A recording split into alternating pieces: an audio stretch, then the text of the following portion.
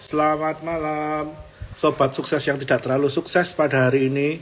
Ketemu lagi bareng saya Bernard 88. Ya, jadi biar ngumpul dulu ya, supaya nanti nanyanya tidak berulang-ulang.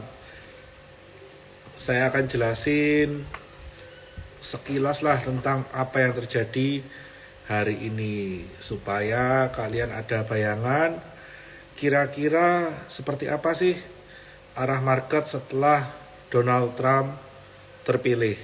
Jadi ini adalah salah satu pilpres Amerika yang paling berpengaruh terhadap market Indonesia. Jadi ya, apakah ini terjadi pada tahun-tahun sebelumnya? Baru kali ini terjadi seperti ini. Dan memang kenapa terjadi seperti ini, karena banyak kebijakan-kebijakan dari presiden terpilih ini yang berhubungan langsung dengan emerging market, terutama Indonesia. Katanya jam 9 kok, jam setengah 9. Iya, nanti saya ngantuk, turu. Ganti kaos hijau, adanya merah jadi tidak apa-apa. Ini mengheningkan cipta hari ini ya, untuk sobat sukses yang lagi tidak terlalu sukses hari ini. Oke, kita tunggu 2 menit lagi sebelum saya mulai ya. Bentar, saya ambil minum dulu.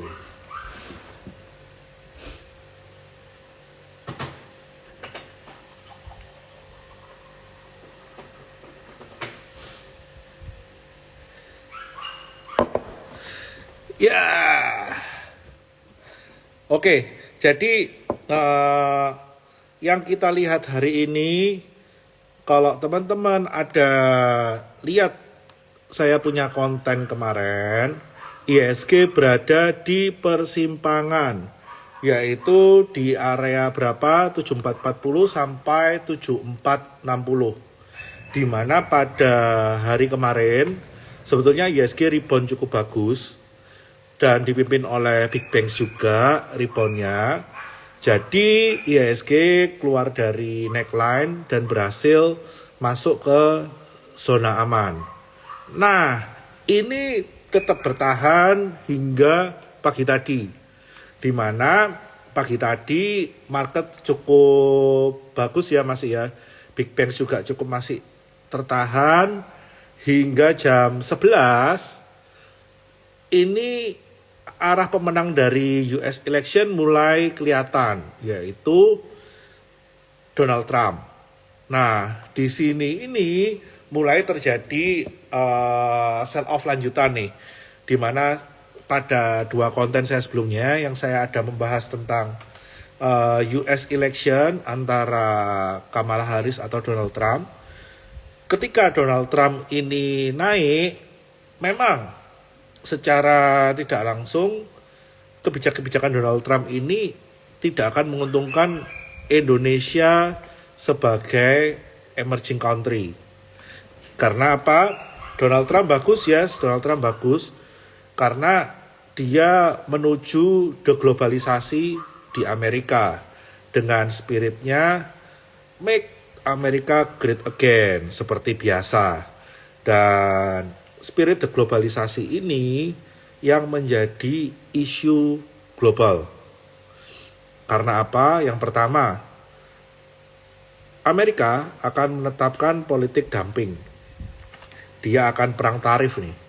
Jadi perang tarif untuk semua barang yang masuk ke Amerika, yang mungkin awalnya bea masuk 5%, 10%, yang udah ada perjanjian free trade, ini mungkin nanti akan jadi 20%, bahkan hingga 200%. Ini yang harus kita cermati. Artinya apa? Dalam posisi ini pasti nanti banyak negara-negara lawan dagang yang akan memberlakukan hal yang sebaliknya.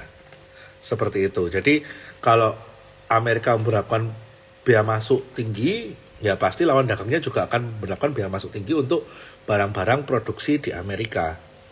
Dan efek secara langsungnya ketika Trump terpilih, yang jelas apa? DXY itu langsung lompat. Tadi itu kerasa ya. Jadi DXY itu udah dalam kondisi peak di 103,8 sampai 104. Itu udah peak. Sempat terkoreksi hingga di 103,5,4, bahkan hampir pecah ya 103-nya.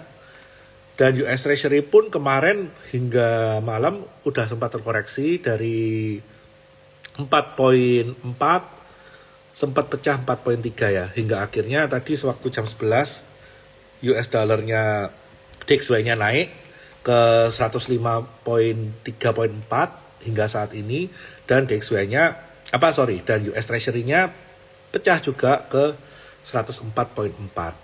Nah, di sini yang mempengaruhi masalah saham-saham perbankan. Karena apa? Ketika US dollar naik, ketika US Treasury naik, di saat itulah mereka membandingkan antara return dan risk berinvestasi di Indonesia. Kasarannya seperti itu. Jadi ketika itu terjadi, otomatis mereka akan berpikir, kayaknya ini risk reward trade-nya kurang menarik ketika DXY di level 105 dan US Treasury-nya udah di level 4,45. Nah, cuma ada satu poin yang menarik. Kalau di bulan 1, bulan 5 kemarin itu terjadi penurunan saham, terjadi outflow di saham, itu di-trigger juga ada outflow di pasar bond. Nah, saat ini kalau teman-teman lihat Indonesia bond yield 10 years pada hari ini, itu yieldnya malah turun. Yieldnya malah turun dari 6,8 ke 6,75 ya. Itu berarti harga bondnya malah naik. Berarti di sini ada pengalihan portofolio dari penjualan saham ke bond. Jadi menurut saya ini bukan total outflow dari asing. Asing ini lagi mengamankan posisi dari posisi equity market di kita ke bond market di kita, sambil wait and see arah kedepannya seperti apa. Jadi ini yang pertama kali dilakukan asing. Jadi bukan total outflow seperti bulan 1 sampai bulan 5 kemarin, di mana asing keluar dari equity, asing keluar dari bond market, dan murni kita ditinggal. Tapi ini asing keluar dari equity, parkir di bond market. Surprisingly seperti itu. Jadi kalau tadi ada yang tanya FR masih gameplaynya masih sama ya, related to rate cut. Itu pasti masih sama. Nah, yang kita lihat di sini sekarang IHSG. IHSG seperti yang saya bilang itu membentuk inverted cup and handle dengan neckline di 7440 sampai 7460. Ini yang harus diperhatikan nih. Dan hari ini breakdown dengan dipimpin oleh big banks. Kalau sudah breakdown seperti apa? Biasanya sama seperti saham kalau breakout, ini akan mengetes ke daerah neckline untuk konfirmasi breakout ataupun breakdown. Jadi biasanya nggak akan langsung selurut sampai ke target inverted cup and handle-nya, tapi biasanya akan sideways di area neckline untuk menguji neckline. Apakah ini benar breakdown ataukah ini false break. Jadi kalau kita buat channel di antara IHSG, itu ada kemungkinan ada pantulan dari area-area saat ini untuk balik menguji area neckline. Nah, dalam menguji area neckline ini, ketika masih belum berhasil higher high dari posisi kemarin di 7490 7500, saran saya untuk sementara sell on strength sambil kita cari posisi ulang lanjutan sampai ada trigger yang benar-benar kuat untuk membalikan IHSG ke dalam tracknya. Target inverted cup and handle-nya di mana? Kalau ini murni breakdown, bukan false break ya, targetnya ada di sekitar 7.000.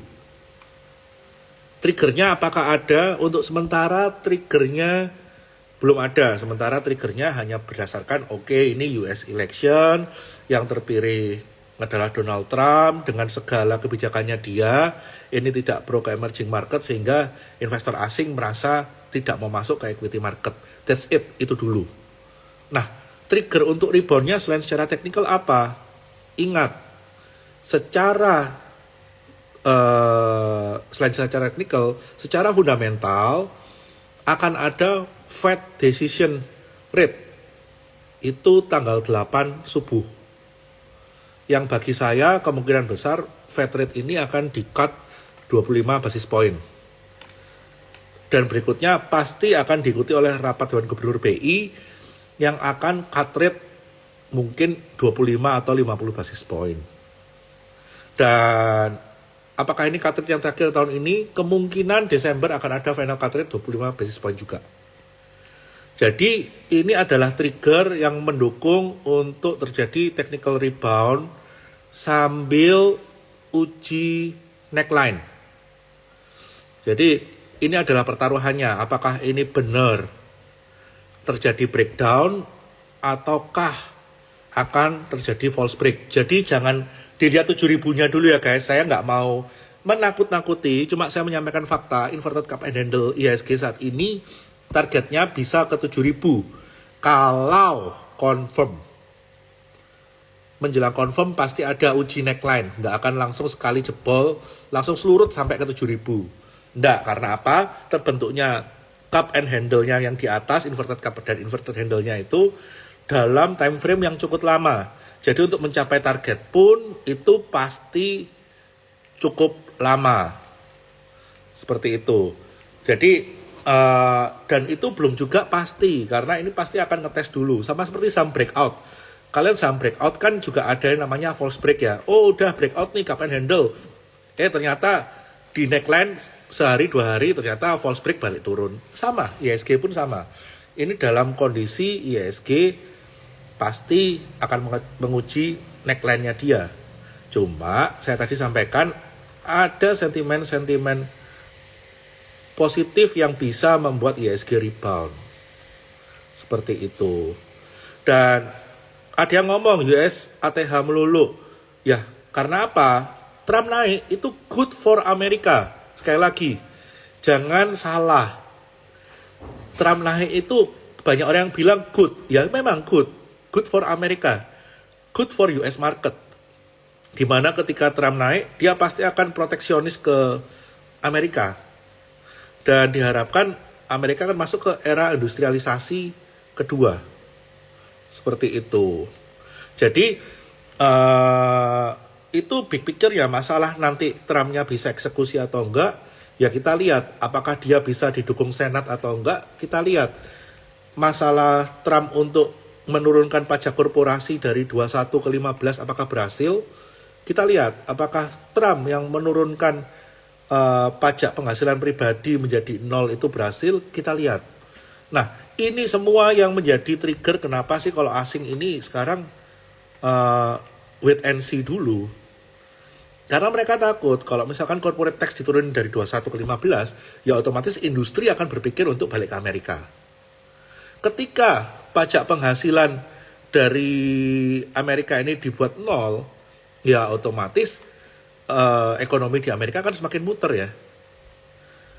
Itu yang akan jadi trigger kenapa kok Amerika akan bagus. Tapi ingat, bagus ini tuh bagus sesaat. Karena apa? Ketika Trump memberlakukan itu, corporate tax diturunin, income tax dibuat 0, terus yang membiayai Amerika bayar pajak itu siapa? Dia hanya mau mengandalkan bea masuk. Dia menyamakan dengan kondisi Amerika saat ini dengan kondisi Amerika di tahun 1890, di mana Amerika tanpa pajak penghasilan, tapi mengenakan bea masuk setinggi mungkin. Tapi ingat, waktu itu Amerika adalah negara industrial, Amerika adalah produsen, sehingga mereka tidak bergantung terhadap barang dari luar. Jadi kalau pada waktu 1890 kejadian, tanpa ada barang masuk Amerika jalan. Kalau kondisi sekarang kita tahu bahkan Apple pun diproduksi di luar Amerika. Kalau Amerika memberlakukan tarif 20%, at least, dan nanti di Cina dia juga akan perang tarif yang akan lebih dari 20% up to 200%. Ini kan sama aja, kamu dibebasin pajak penghasilan, tapi daya belimu terhadap barang juga berkurang karena barang-barang ini juga akan jadi mahal. Ini yang harus garis bawahi. Jadi kebijakan ini tuh nggak serta-merta segampang itu untuk diimplementasikan. Jadi ini yang akan menyebabkan menarik untuk ke depan. Dan di satu sisi, ketika Trump kembali membangun di Amerika, pasti kebutuhan metal akan meningkat. Kebutuhan metal apa aja sih? Ya kalau kita ngomong pembangunan yang AI related, ya pasti ada demand akan copper, demand akan timah. Nah ini pasti meningkat, demand akan steel. Nah kalau stainless steel itu berarti butuhnya apa? Butuhnya nikel. Nah ini mungkin akan bisa membantu sisi demand dari nikel ketika ada penurunan demand dari EV. Seperti itu. Nah, ini yang nanti akan dilihat. Apakah akan separah itu? Apakah semua kebijakan kontroversial Trump ini akan diloloskan untuk Senat? Seperti itu. Jadi, nggak gampang. Jadi, jangan ketakutan dulu bahwa, oh ini Trump ini jelek buat IM. Yes, sekilas programnya memang sedikit menakutkan bagi emerging market, terutama Indonesia. Tapi kita lihat dulu apakah dia bisa melancarkan semua kebijakannya itu. Dan tentunya ketika semua kebijakan itu lolos, ingat Amerika dalam kondisi defisit raksasa. Mungkin akan terlihat bagus untuk setahun, tapi bisa meledak anytime. Dan ingat ya, untuk deglobalisasi itu tidak segampang itu. Deglobalisasi itu berarti kamu harus siap secara permodalan dan secara investor untuk memindahkan pabrik yang kemarin udah kamu settle up di luar Amerika untuk balik ke Amerika untuk memenuhi kebutuhan di Amerika demi tidak kena tarif 20%. Jadi ini sebetulnya diputar-putar ya sama aja. Tujuannya kan mau menarik industri ini. Dengan tarif yang gede, dengan pajak korporat diturunin, anggapannya apa? Yang selama ini pabrik-pabrik gede itu di luar mau balik ke Amerika dan buat barangnya kembali made in Amerika. Apakah semudah itu? Ya menurut saya sih tidak semudah itu ya. Jadi ingat, walaupun market kita dalam kondisi inverted cup and handle, hari ini adalah breakdown pertama dari neckline. Ini bukan akhir segalanya dan bukan langsung IHSG ke targetnya di 7.000. Tapi kita harus lihat secara seksama ke depan ini ada trigger-trigger apa aja. Saya ulangi lagi, triggernya ada Fed cut rate tanggal 8 subuh dan ada rapat Dewan Gubernur yang pasti akan ngikutin Fed cut rate di sekitar minggu ketiga. Nah, ini yang harus kita ingetin. Dan ketika ternyata IHSG juga reboundnya gagal higher high, ya berarti kita harus tahu kapan kita harus sell on strength. Jadi jangan denial juga. Kita nggak boleh terlalu pesimis, tapi jangan denial juga. Karena kalau kita denial, kita bisa kelewatan momentum. Kalau memang ternyata marketnya nggak kuat, nggak bisa higher high, dan ternyata asingnya masih kencang untuk exit dari Indonesia, walaupun mereka udah front run untuk exit ya kita nggak bisa ngelawan tsunami ya, kita follow the wave dulu. Kalau memang harus short dulu. Short itu artinya apa ya? Udah kita punya posisi, kalau memang ini nggak bisa ketolong ya udah kita buang dulu, kita cari posisi yang lebih aman. Sekarang kita bahas masalah four big banks. BRI gimana? BRI less defense itu 4610. 4610 hari ini ditutup di 4.600. Apakah ini jelek? No, ini masih acceptable. Kalau ini jebol arahnya kemana? Yang paling pertama ke 4490. Yang kedua, kalau ini jebol ke 4270, ini arahnya BRI ya. Tapi menurut saya dengan ada kemungkinan Fed cut rate dan Indonesia cut rate, mungkin ini agak bisa tertahan lah penurunannya. Yang kedua, BNI. BNI terjadi major sell off yang cukup gede hari ini setelah Mandiri, di mana BRI punya last defense di 5.100. BNI ini last defense-nya di 5.100 dan tadi ditutup di 5.125. Bagus kalau dia bisa balik ke atas 5.225. Mandiri bagaimana? Mandiri last defense-nya ada di 6.525.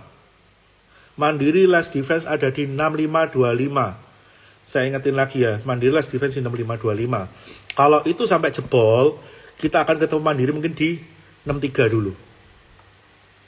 BCA gimana? Nah, ini kalau BCA ini boleh dibilang king of the king ya. Jadi di saat semuanya gempa, BCA-nya cuma digelitikin geli-geli manja ya. Nah, salah satunya kenapa ya sentimen Bank Himbara ini yang memang belum disampaikan dengan gamblang juklaknya seperti apa. Jadi yang sasaran sell off pertama apa? Ya 3 bank itu. Mandiri, BNI, BRI, termasuk ada BTN. Nah, kalau BCA sendiri selama di bawah 10.300 saya consider buy. 10.200, 10.300 buy, kalau jebol kita ketemu di 98, 99 buy. Itu saya masih berani untuk BCA. Jadi ini for big banks ya. Terus kita masuk lagi ke spesifik commodities, yaitu gold. Kenapa kok Trump naik, goldnya turun? Padahal BTC-nya naik. Yang pertama, DXY-nya naik kenceng, Pak. Kalau DXY-nya naik kenceng, at some point, gold ini kan US dollar per troy ounce ya, satuannya. Ya otomatis harganya per troy ounce-nya akan turun ya, karena DXY-nya naik kenceng. Seperti itu. Dan arahnya kemana? Karena hari ini gold break di 2720, at least dia akan tes ke 2650. Ini yang harusnya dites untuk gold. Apakah berpengaruh untuk saham-saham gold? Kalau saya bilang, saham gold saat ini udah pricing in dengan harga gold yang udah cukup tinggi lah, di atas 2.500. Jadi goldnya masih swingnya masih harga mahal ya. Ini bukan gold yang koreksi terus jadi dari mahal jadi murah. Ini dari super mahal menjadi agak mahal. Jadi ya menurut saya untuk emiten-emiten gold tidak akan terganggu. Tapi most likely emiten gold koreksi bukan karena harga goldnya, tapi karena memang udah kenaikannya cukup tinggi. Seperti itu. Nah, di sini yang perlu kita cermati lagi, ini dengan kenaikan Trump, kenapa kok saham energi yang saya bilang ada kemungkinan turun? Ingat, dengan Trump naik, dia akan menggenjot produksi minyak. Kalau dia menggenjot produksi minyak, otomatis yang bisa balancing dari produksi minyak itu siapa? OPEC Plus. OPEC Plus ini pasti akan tarik ulur untuk balancing dari produksi minyak Trump. Good point-nya adalah ketika sebelum Trump naik, ini semua produsen minyak udah all time high. Apakah bisa digenjot lagi? Menurut saya nggak segampang itu. Walaupun spiritnya Trump mau genjot produksi bla bla bla bla bla bla, tapi ini selama setahun 2 tahun terakhir itu sudah digenjot habis-habisan. BP udah all time high, you name it lah, Exxon udah all time high. Jadi harusnya minyak mungkin akan bereaksi nggak akan sampai di bawah 64. Bagi saya itu reaksinya juga sementara karena OPEC Plus pasti akan mengimbanginya. Dan ketika Trump naik, perang akan mereda. Yes, itu spiritnya Trump. Tapi perlu diingat, Trump itu secara eksplisit mendukung Israel. Apakah benar-benar akan diberhentikan? Semoga nggak gimmick. Karena seingat saya Trump itu sangat mendukung Israel. Seperti itu. Jadi itu yang saya sampaikan masalah oil. Nah, Ini sekarang saya agak mundur ke belakang, masalah tadi ada yang ngomong penghapusan hak tagih. Ingat ya guys, yang dihapuskan itu hak tagihnya. Jadi di bank itu ada dua. Kalau kita gagal bayar, kita nunggak. Yang pertama itu ada hak tagih. Yang kedua itu ada namanya kamu itu harus bayar. Nah, yang ada sekarang ini mereka udah nggak bisa bayar. Nggak bisa bayar ini dari buku bank itu udah dihapus. Tapi bank masih punya hak tagih. Karena apa? Biasanya antara diganti asuransi atau gagal bayarnya ini tuh dijual berupa cesi ke pihak ketiga. Nah, kalau dijual cesi ke pihak ketiga, ya hak tagihnya terserah ke pihak ketiga. Itu bukan lagi wewenang bank. Kalau hak tagihnya masih ada di bank, ini tuh cuma berpengaruh ke slik dari orang yang hutang. Ingat, berpengaruhnya cuma ke slik orang yang hutang. Secara pembukuan ini utangnya udah di write off. Sisa banknya niat nagih atau enggak. Tapi kalau hak tagihnya dihapus ya udah di write off, udah dibukan, udah mengurangi CKPN, udah masuk NPL, ya udah, itu udah selesai. Tidak akan mempengaruhi buku ke depan. Itu udah buku di belakang, udah press in. Gitu. Tinggal nanti orang-orang yang ex gagal bayar ini ketika ngutang lagi bakal diutangin lagi nggak? Walaupun sliknya udah bersih. Tapi kan bank punya data internal. Slik lu bersih tapi lu pernah gagal bayar. Saya rasa bank gak akan segampang itu ngucurin. Bisa jadi, oke, kamu udah diputihin, slikmu gak ada catatan. Kamu ngajuin, mungkin akan diterima. Tapi yang mungkin orang normal bisa kasih 300 juta, karena kamu udah punya catatan, kamu kan dikasih tapi 100 juta. Kayak gitu. Jadi, ini kan kita belum jelas masalah himbara yang untuk penghapusan itu seperti apa cuplaknya. Cuma menurut saya, ya itu tidak akan, bank itu nggak akan sebodoh itu gitu loh.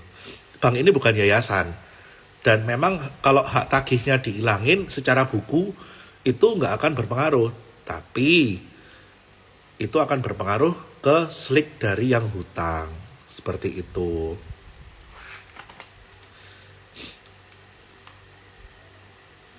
Kalau utangnya ibu udah di atas 10 tahun bu, baru ada kemungkinan itu dihapuskan. Asal ibu berada di sektor perikanan dan pertanian. Kalau enggak, mohon maaf, ibu masih harus bayar ya. Dan ingat ya bu ya, kalau namanya utang yang mesti dibayar bu. Kayak gitu. Jadi ini kurang lebih infonya dari IHSG, dari Big Bang sudah saya bahas, dari Gold saya udah bahas, penjelasan dengan Bank Himbara saya udah bahas, dan Himbara saham turun karena emang yang dikuasain mereka asing. Ya gimana ya Pak ya, kita punya saham Big Four market caps kita itu dari Big Banks. Jadi semua passive fund itu pasti punya Big Banks. Karena apa? Big Banks 4 bank ini itu 60% portofolio dari passive fund. Jadi kalau passive fund asing ini mau mengalihkan portofolio dari equity, yang di sell off pertama siapa? Big Banks. Terlepas ada Himbara, Himbiri, Himburu, nggak urus. Tanpa trigger apapun, kalau mereka mau jual equity, pasti Big Banks yang dijual duluan.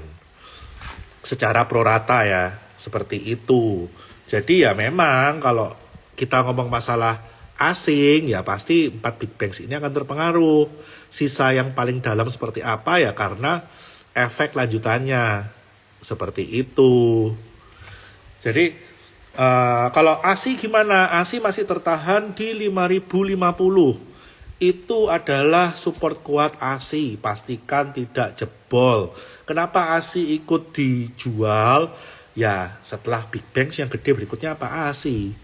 Jadi ya otomatis kalau passive fund buang barang ya proporsional banks ASI. Itu pasti. Jadi ini ada yang ngomong, Q3 naik kredit naik, CKPN turun, NIM flat, BBRI cukup mengkhawatirkan. CKPN turun itu artinya dia confidence bahwa kedepannya NPL dia akan turun. Bukan berarti CKPN turun itu mengkhawatirkan, itu berarti dia confidence untuk membukukan cadangannya dia menjadi laba karena ke depan itu bakal naik. Dia punya kredit yang lancar itu bakal naik, NPL bakal turun, seperti itu. NIM flat, yes, BRI NIM-nya flat, tapi ini yang harus digarisbawahi. Ketika suku bunga turun, yang paling sustain siapa? BRI, karena apa? BRI menyalurkan kreditnya pakai KUR. KUR itu kreditnya disubsidi. KUR kredit disubsidi, itu perlu digarisbawahi ya. Jadi dia kreditnya belasan persen, 9% ke atas, yang ditagihkan ke orang cuma 9% ke bawah, sisanya subsidi negara. Jadi NIM-nya dia pasti bagus. Seperti itu. Nah, jadi kalau ngomong masalah BRI, saya rasa udah mencakup semua. Kalau untuk konsumer gimana? Konsumer, mungkin saya bahasnya retail ya. Retail tadi itu yang koreksi cukup dalam itu AMRT. Di mana koreksinya ini cukup menarik ya, karena koreksinya masuk ke area demand-nya AMRT di level 3100. Bagi saya, retail seperti AMRT ini menarik, karena kita punya shifting habit, di mana masyarakat menengah bawah ini sekarang belanja udah mulai dikit-dikit ke Alfamart, ke modern retail. Bukan lagi ke toko-toko yang tradisional. Ya, keberadaan toko-toko tradisional sekarang udah semakin menipis ya, walaupun ada namanya toko-toko Madura ya. Jadi kalau boleh dibilang AMRT ini saya cukup confident. Tapi kenapa kok saham retail seperti Aces tadi terkoreksi dalam? Simple. Aces itu barangnya dominan impor. Otomatis kalau ada pelemahan USD IDR, semua yang punya modal US dollar itu pasti terkoreksi. Jadi itu udah pastilah, nggak perlu didebat. Semua yang modalnya US dollar dijual di rupiah pasti koreksi. Tapi apakah ini akan selamanya? Enggak, ini cuma sementara selama kita bisa menjaga US dollar kita dalam level di bawah 15.7. Untuk stance US dollar sendiri apa? Stand US dollar saya tetap 15.7 ke atas, kita sell. Saya masih percaya US dollar penaikannya hanya sesaat, dan ini adalah efek euforia dari Trump naik, sama seperti BTC naik nih. BTC sehari naik 9%, sell dulu. Masalah nanti dia target mau ke 100.000, maybe 3 months, 6 months, 8 months. Ya menurut saya ini naiknya ketinggian, dan menurut saya pasti banyak yang akan take profit. Kayak gitu. USD IDR juga sama. Ini adalah momen kalau punya barang ya sell dulu, karena DXY-nya naik terlalu kenceng. Dan bagi saya untuk saat ini DXY belum waktunya ke sana, apalagi nanti mau rate cut juga ya. Yang namanya rate cut itu biasanya DXY juga turun. Seperti itu. Terus arah kedepannya seperti apa? Kalau Trump naik dengan segala kebijakannya dia, dimana kalau nanti ternyata income tax beneran nol, barang-barang jadi mahal karena tarif biaya masuknya naik, ya inflasi pasti naik loh.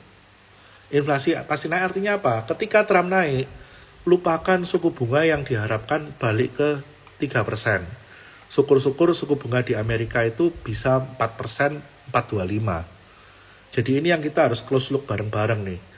Kalau suku bunga Amerika tidak terlalu rendah, ya BI jangan sampai cut terlalu banyak. Karena kalau BI cut terlalu banyak, market kita nggak atraktif, ya kita rawan ditinggalkan.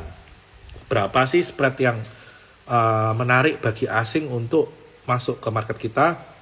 Di atas 2%, di atas 2,2, 2,3%. Selama spreadnya di atas itu, market kita masih menarik. Kalau spreadnya udah di bawah itu, dipastikan mereka akan jual bond juga, nggak cuma equity. Jadi kalau sekarang 4,4, ya kita at least ada di 6,6, 6,7 di posisi sekarang nih. Ini masih oke, seperti itu. Jadi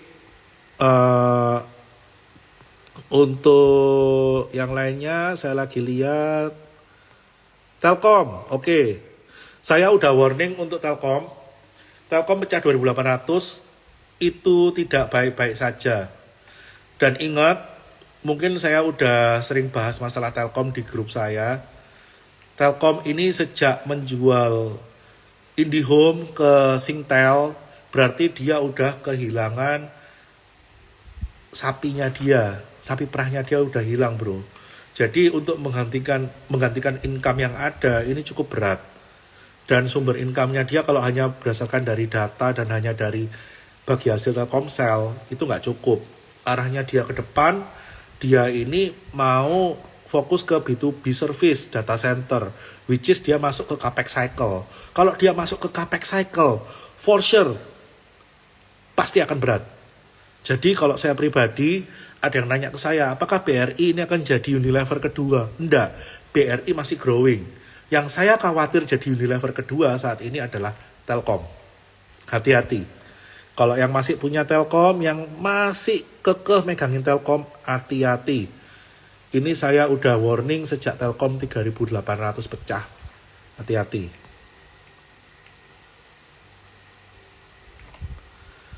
Oke, orang pilih warung Madura tergantung Pak lokasinya Pak.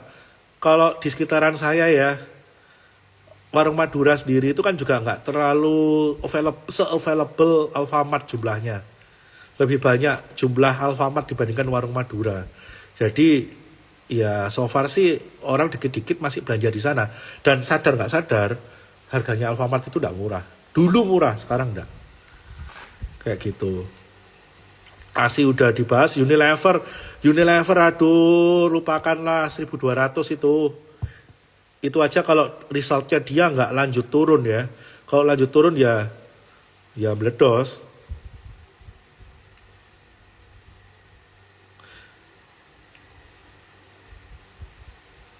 Kalau modal IDR jual USD apa bagus ya? Ini namanya eksportir ya. Eksportir pasti bagus lah kalau USD-nya naik. Tapi ingat, kalau dia udah ada posisi hedging, dia berharap US dollarnya stabil, ya dia bisa rugi kurs. Ingat ya, yang diminati oleh orang itu bukan USD-nya menguat, USD-nya melemah signifikan. Enggak. Semua pengusaha itu pengen kestabilan.